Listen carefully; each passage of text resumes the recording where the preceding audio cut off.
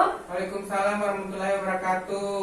Alhamdulillah, bersyukurillah. Terima kasih ya bapak-bapak, ibu-ibu yang menyempatkan hadir untuk pertemuan kita pada kali hari ini. Dan di sini kita berada pada modul 5, yaitu tentang disabilitas dan lansia, di mana modul ini adalah modul terakhir dari P2 kedua. Dan setelah itu kita akan tetap mereview kembali modul pertama dan modul kelima, apa-apa yang telah kita pelajari. Nah, di sini saya akan kembali memperkenalkan diri saya, karena sebulan yang lalu kita ketemu dan sempat ada ibu-ibu yang tidak mengingat atau lupa nama saya, dan saya akan memperkenalkan diri kembali. Ibu.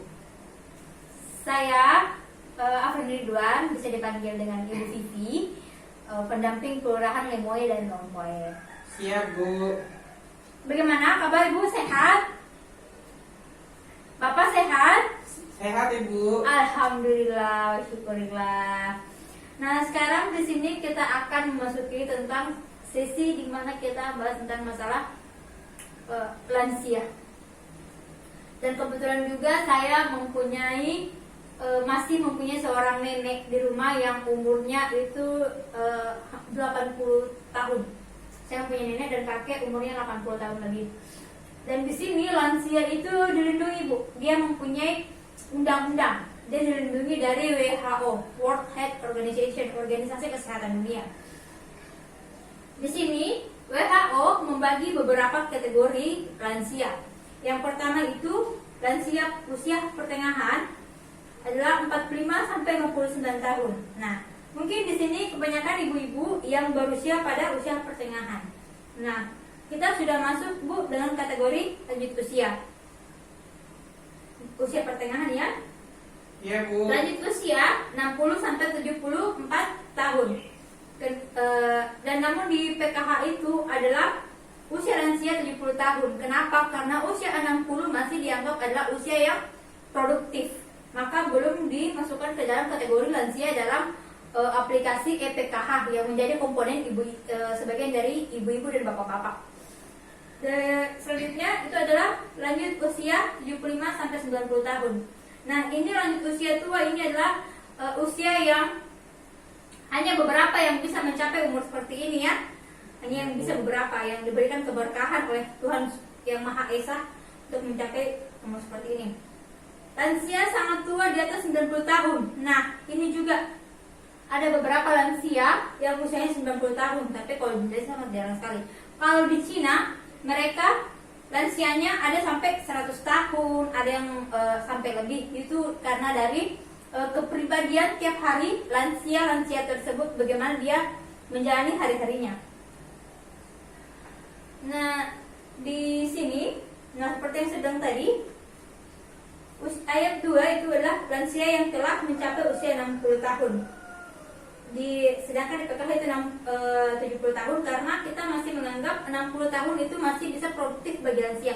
Karena masih banyak yang ibu-ibu yang mampu menjahit, yang mampu membuat kue di usia 60 tahun. Ini, Bu, ya, undang-undangnya Undang-Undang Nomor 13 Tahun 1998. Iya, Bu. Bu, saya mau tanya, kenapa harus kita peduli lansia? Bapak-bapak juga, siapa tuh yang menjawab kenapa kita harus peduli dengan lansia? Lansia harus dipedulikan, Bu, karena lansia adalah orang tua yang membesarkan dan mendidik kita dengan kasih sayang. Sangat betul sekali, terima kasih Pak Jati, Bu. Pak Jati. Terima kasih. Kenapa kita harus peduli lansia? Yang pertama itu lansia adalah orang tua kita. Lansia dimanapun itu adalah orang tua kita. Sama misalkan dengan guru manapun adalah juga guru kita. Di sini, menurut Undang-Undang Nomor 1398 tentang kesejahteraan lansia, dia juga memiliki hak-hak sebagai tetap menjadi warga negara Indonesia. Di sini juga lansia di Kemensos itu juga diatur. Dari data 2015 ada 16 juta lansia di Indonesia, dan ada yang terlantar, ada yang tidak. Jadi ini adalah lansia adalah orang yang membesarkan kita. Dan juga bagaimana kita sebagai keluarga, kita harus tetap peduli lansia, mensejahterakan lansia, karena tidak menutup kemungkinan kalau kita akan juga menjadi lansia seperti mereka. Kita akan menjadi lansia seperti mereka jika kita diberikan umur yang panjang, jika kita masih diberikan kesehatan untuk hidup. Nah, kenapa juga ada panti jompo? Panti jompo disediakan juga bagi lansia, karena bagi mereka lansia yang terdaftar itu dimasukkan ke dalam panti jompo, karena dalam panti jompo ini lansia sangat diperhatikan. Nah, di sini yang pertama itu juga bagian dari mengapa harus peduli lansia itu lanjut usia. Karena kita harus peduli mereka secara fisik atau biologis. Mereka itu mempunyai perubahan suhu tubuh yang berbeda, kulit yang kering, keriput, tidak bergizi lagi, gangguan gerakan, sendi, ada yang rematik, ada yang sudah bungkuk, mengalami bungkuk karena hari-harinya dia kadang memikul beban-beban yang sangat berat. Gangguan panca indera, rabun bu, banyak lansia juga yang operasi katarak misalkan, gangguan saluran kencing. Nah ini gangguan saluran kencing sering sangat didapat oleh lansia, itu adalah dia prostat ya. Oh bukan, ini saluran kencingnya dia tak lagi terkontrol, giginya mulai goyah, dan banyak sekali muncul penyakit-penyakit yang diderita oleh lansia karena sistem imun tubuhnya mereka menurun. Ya Bu. Mereka sangat menurun seperti itu.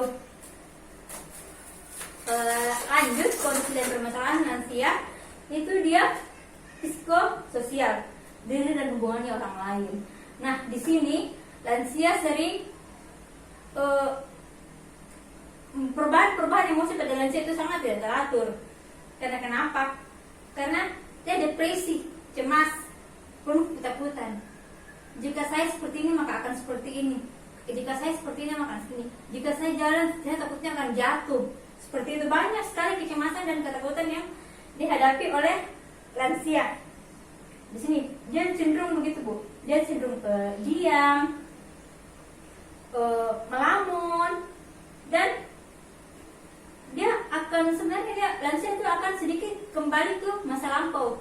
Dia akan sering mengulang kejadian-kejadian masa lampau begitu. Misalkan lansia seperti nenek saya ya, contoh konkretnya, sekarang dia menjadi lansia dan dia sering melakukan cuci kaki karena pada saat mereka masih muda dia sangat sering menjaga kebersihan, makanya dia cuci kaki selalu. Dan juga dia cenderung emosi karena terkadang kita masih muda, terkadang kita kurang paham begitu tentang bagaimana cara menangani lansia.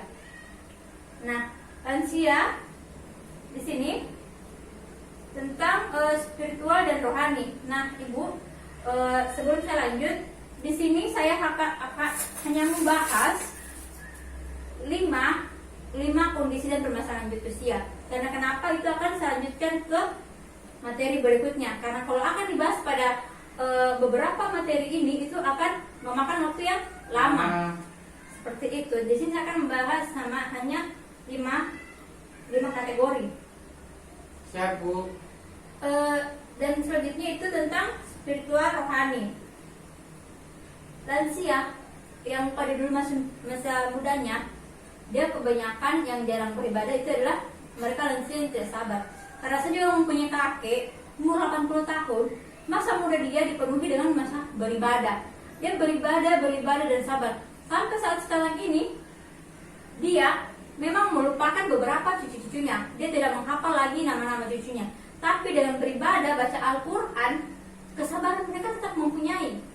Karena itu dilatih pada sejak dini. Dan makanan bergizi. Mereka tidak memakan makanan yang haram. Makan apapun yang ada dalam tubuhnya itu sangat menyehatkan. Di sini lansia juga banyak yang tidak tabah karena mereka ada juga yang tidak menerima dengan kondisi mereka seperti itu karena mereka masih ingin muda. Ada juga yang seperti itu, Ibu. Ada juga kurang mau berbagi dengan orang lain. Nah, lansia ini mereka secara psikologis dia akan kembali ke masa kanak-kanak. Dia akan cenderung marah kalau kita tidak mengetahui apa yang mereka inginkan. dia terkadang manja dan terkadang seperti ini kurang mau berbagi karena mereka merasa itu punya saya, seperti itu. Kau sudah anak-anak, saya sudah tua, itu punya saya. Dan ini juga banyak ada lansia, dia menganggap dirinya benar karena kenapa mereka berpikir mereka lebih tua dan mereka mempunyai banyak pengalaman, jadi mereka menganggap kalau mereka dirinya benar. Bagaimana ya ibu-ibu, bapak-bapak? Ya. Apakah lansia-lansia di sekitar kita seperti ini? Kurang lebih seperti itu, Ibu. Kurang lebih seperti ini. Oke, kita lanjut ke bagaimana cara kita melayani lansia. Bu, untuk menghadapi lansia itu sebenarnya kita yang pertama adalah sabar menghadapi dia, karena bagaimana juga dia menghadapi kita sewaktu masih kita kecil. Dia yang menjaga kita, walaupun mungkin ada di sini yang tidak sempat merasakan bagaimana dijaga oleh orang tua, tapi mungkin lebih baik kita untuk menjaga lansia tersebut seperti kita menjaga orang tua kita sendiri. Ini Bu, saya kan, dan seperti ini dia tidak memberikan stigma atau cap kepada lansia. Kalau lansia itu tidak perlu, tidak usah karena tidak produktif. Kita tidak boleh berpikiran seperti itu. Karena bagaimanapun lansia ini mereka pasti pernah berjasa pada diri kita, mereka pasti pernah berjasa pada lingkungan sekitar kita. Contoh lansia yang berjasa seperti adalah veteran kita yang berjasa untuk berjuang pada kemerdekaan Indonesia. Itu juga harus yang kita jaga. Ingat, mereka lansia yang produktif, tidak mengucilkan. Dan Bu, kalau ada lansia yang marah-marah itu tidak usah besar-besarkan, karena pada saat mereka seperti itu, mereka suka emosi, suka marah-marah. Dan kita juga lansia, mereka terkadang tidak mau diajarkan ya, di sini kamarnya, di sini kamarnya. Biarlah kita berjalan di belakang lansia tersebut untuk menunjukkan kamar atau tempat yang mereka akan tujukan. Itu tetap mengayomi dari belakang, bukan berarti kita harus membiarkan lansia itu jalan sendiri. Tidak, kita harus berada di belakang lansia itu, karena mereka terkadang ada pada para lansia masih menjudge mereka dia kuat dan saya masih bisa, padahal sebenarnya tidak seperti itu. Keluarga sebagai sumber pemecahan masalah. Nah, di sini seperti yang saya bilang tadi, kita harus melayani dengan sabar lansia tersebut ya. Nah, di sini cara menghadapi lansia yang sulit. Nah, ini yang biasa yang dia tidak mau mendengar ya, tapi seperti yang saya bilang, hal yang pokok yang utama menghadapi lansia adalah sabar. Bagaimana menghormati dan menghargai, karena kita akan juga ke sana, kita akan juga lansia. Bagaimana misalkan pertanyaan diberikan ke kita, bagaimana kalau kalian menjadi lansia, kalau ibu-ibu, bapak-bapak menjadi lansia dan tidak ada anak-anak yang mau mengurus, itu menjadi beban moral sendiri pada lansia tersebut. Dan kita apa susahnya kalau kita sabar untuk menghadapi lansia seperti ini. Kalaupun misalkan kita tidak bisa melayani lansia, ada beberapa kota besar mereka tidak tinggal bersama ibu mereka atau lansia mereka, tapi mereka selalu menjenguk lansia mereka di panti-panti yang disediakan. Dia tetap memberikan support, dan weekend mereka mengambil kembali lansianya untuk bersama seperti itu. Dan di sini, nah ini bersikap sabar, kita memberikan kasih sayang kepada lansia kita, melakukan pendekatan pribadi. Nah, kalaupun lansia berulang-ulang memberikan kita menanyakan kamu sudah makan, terkadang juga kita sebagai anak kita lelah dengan pertanyaan seperti itu. Tapi tetap kita harus jawab, karena seperti itu, karena ingatannya sudah tidak sekuat ingatan ibu-ibu dan bapak-bapak. Dan juga gizi lansia tetap harus kita perhatikan, ibu-ibu, bapak-bapak, seperti itu. Iya Bu. Nah, mungkin sampai di sini yang bisa saya sampaikan. materi-materi selanjutnya akan saya bahas di sesi ke depan. Sekarang ada sesi tanya jawab atau sharing. Sedikit tambahan Bu. Ya. Biasanya kalau lansia itu kalau dia sudah makan, dia lupa bilang dia sudah makan dan dia makan lagi. Bagaimana itu Bu?